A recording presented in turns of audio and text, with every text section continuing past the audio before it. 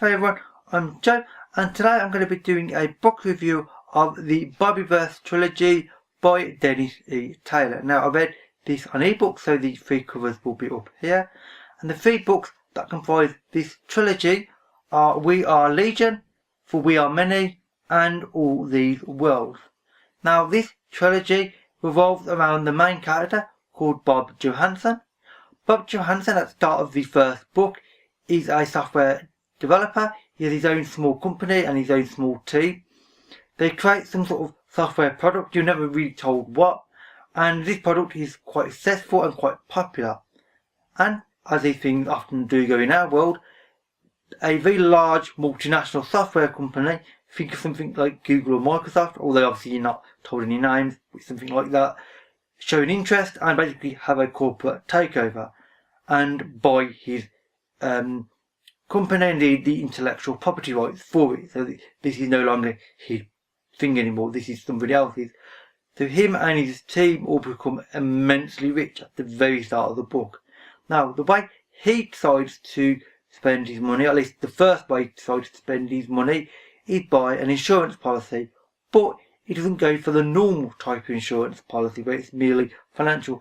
This is a chronic suspension insurance policy. So basically, if there is an accident which results in his death, then essentially a team will come along, freeze him, essentially, and put him into storage until medical technology has advanced far enough where he can be unfrozen and cured of whatever it is that happened to have killed him, whether it be an accident, whether it be some sort of horrible, sudden illness of some kind.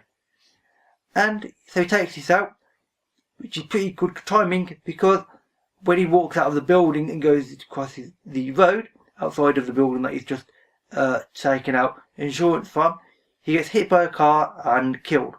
So his insurance is immediately taken into effect and he dies. But he's also saved, which is curious. So, as his policy states, he's revived, but it's not revived in the way that he expects, because when he wakes up, he seems to be having trouble moving, and he finds out that this is actually because he is not human anymore. They have essentially transferred his mind, his consciousness, to a computer core. So he's got this giant cylindrical computer core. So he's a sentient AI program, but he's not artificial. He's a human consciousness in a AI core, which is a first for the world, and indeed is a first for us now. And this idea is quite a curious one, and he really has problems getting used to this, but he does get used to it fairly well, because of course he was a software developer himself. So that does help him, because he understands that of what software can do, and now he is software. So he's become what he created, in a sense. So he was this software developer, and now he is, which is a quite interesting and rather dark but fun twist on events. But because he died, and indeed many years have passed since his death, because obviously this technology was not available when he died, so he was left as a frozen person in essentially like a ice coffin for many years. A company basically has brought his ice sort of kind of expansion chamber, and he's now basically property as such of this big company, and they want to make use of him.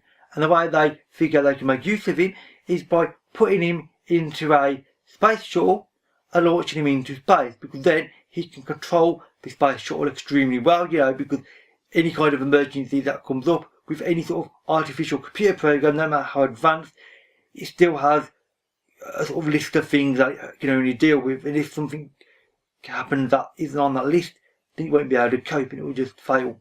Obviously, he's not just a computer program, he's a human mind, human consciousness within a computer program, so it doesn't matter what happens, he can cope with it.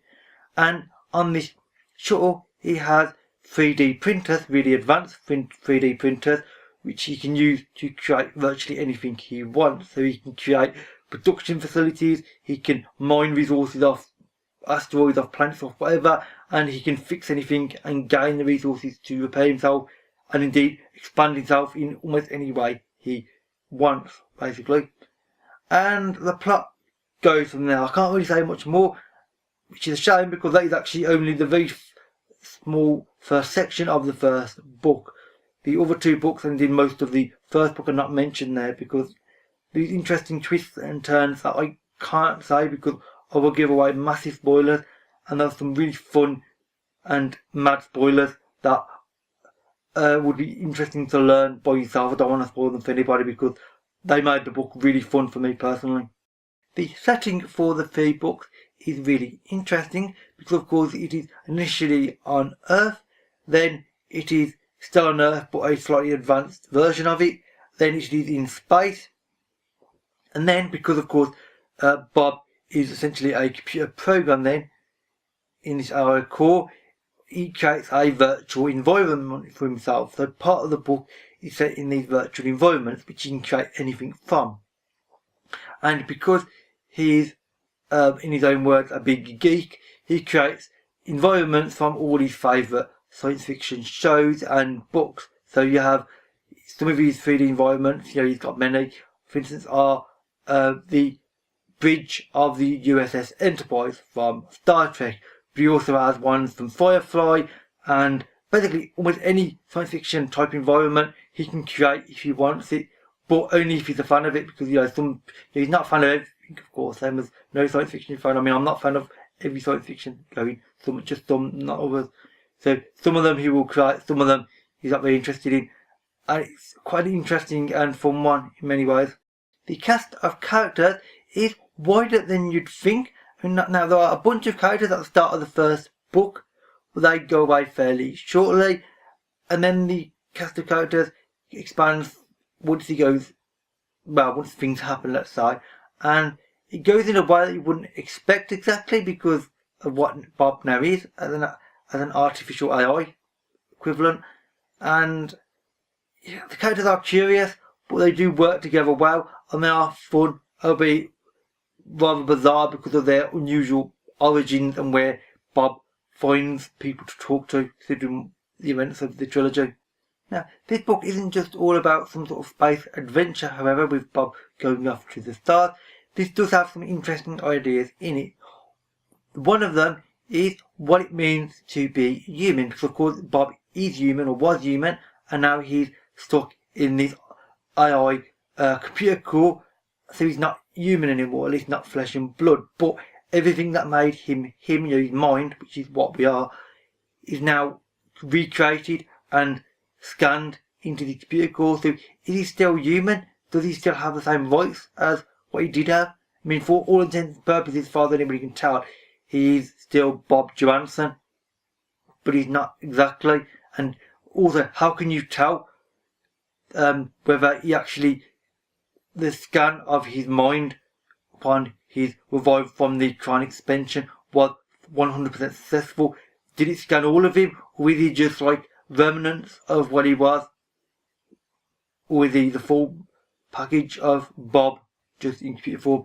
Nobody really knows, and it's virtually impossible to tell, because how can you tell that a human now is the same as a artificial form of him? You can't really. And it creates some interesting questions on what it means to be human and your rights as a human. And indeed, that's the other thing that the book discusses. It is about individuality. What makes you you? Bob is a computer copy of a living person, of a man.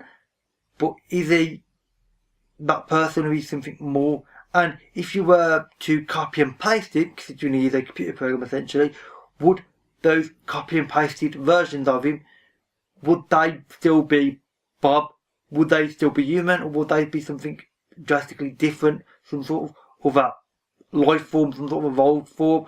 Or would they not be considered life at all? Are they just considered a sort of helper program in some way? Because indeed he does have access to programs that are advanced, but they're not AI. They're just programs that he can tell to do certain tasks, and they will run through it.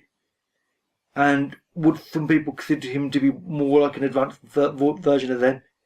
The questions it asks are interesting, and it makes the book deeper than it would appear on the surface, because it appears to start with as though it's just a fun sort of adventure with some curious ideas, but it's more than that, and it works really, really well. And overall, I just really did enjoy this trilogy.